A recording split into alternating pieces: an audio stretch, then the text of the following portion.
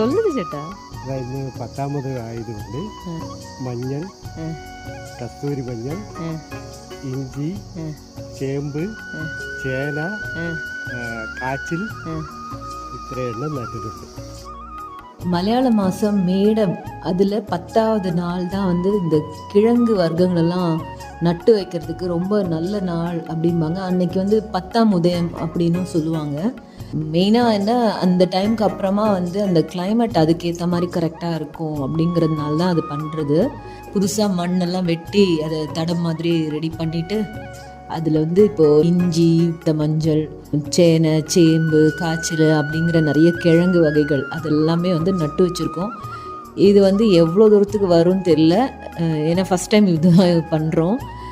இங்கே தான் இஞ்சி, மஞ்சள், கஸ்தூரி மஞ்சள் இதெல்லாம் போட்டிருக்கு. நமக்கு வீட்டுக்கு தேவையானது மட்டும்.